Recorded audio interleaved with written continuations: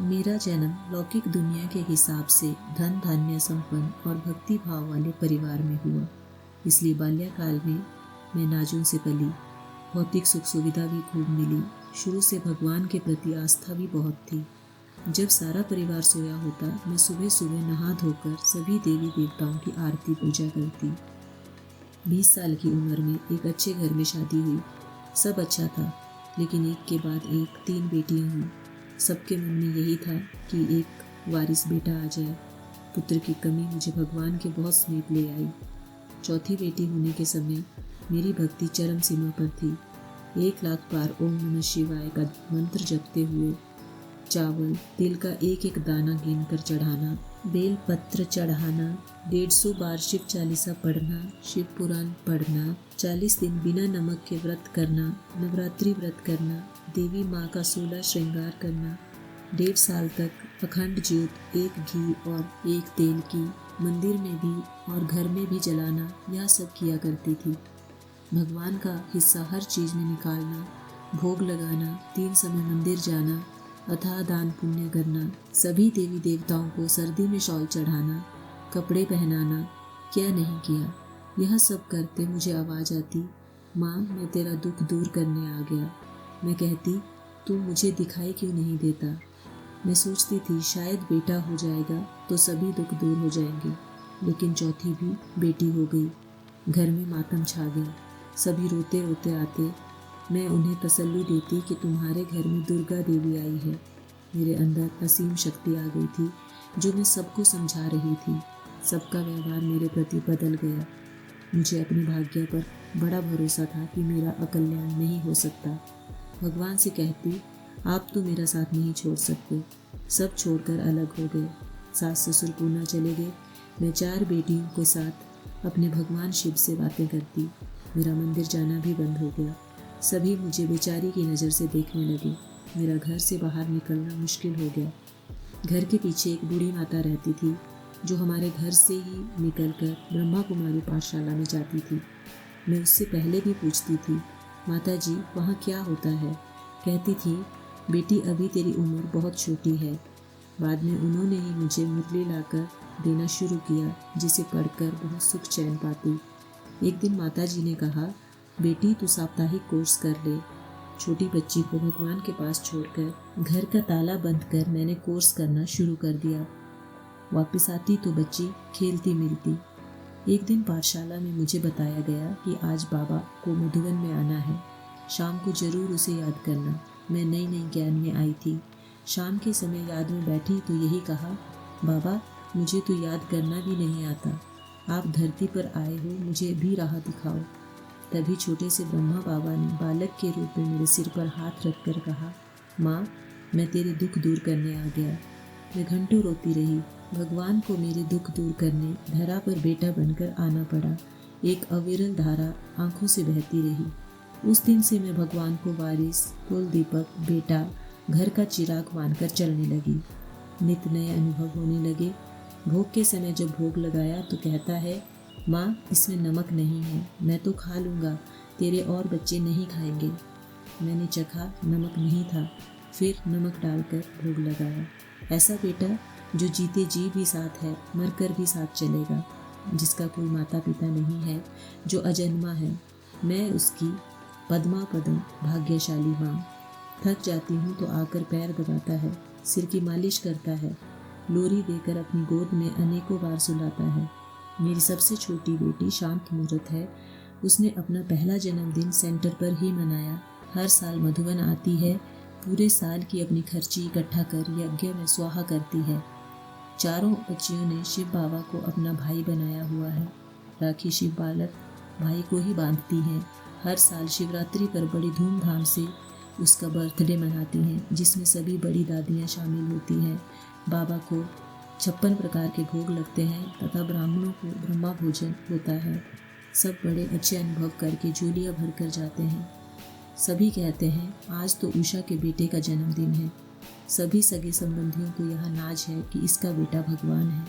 शिवरात्रि के 1 हफ्ते पहले ही सबकी मुबारकें मिलना शुरू हो जाती हैं। एक बार की बात है, मैंने शिव बालक को सुबह दूध और फल का भोग लगाया। शाम को भी फल का भोग लगाने बैठी तो मेरा बेटा कहता है, माँ तू भूखी सोएगी, मुझे तो खाना खाना है। मेरी आंखें भर आई क्योंकि घर में कोई था नहीं, सभी फंक्शन में गए हुए थे। मुझे मालूम था कि माँ ने बनाया नहीं तो खाएगी क्या। मैंने बेसन का चिल्ला बनाया, बाबा को खिलाया। बाबा ने फिर अपने हाथों से मुझे खिलाया। मेरा पाठ बांधेली गोपिका के रूप में चला। ज्ञान में आने के बाद मैं मधुबन में बाबा को हर महीने या महीने में 2 बार पत्र लिखती रही। पहले तो मैं कभी घर से निकली ही नहीं थी। ज्ञान में आने के बाद से पोस्ट ऑफिस जाती, ईशू दादी के नाम से करने दाने के साथ पत्र भी भेजती। उसकी स्लिप गीता पाठशाला में रिटर्न आती।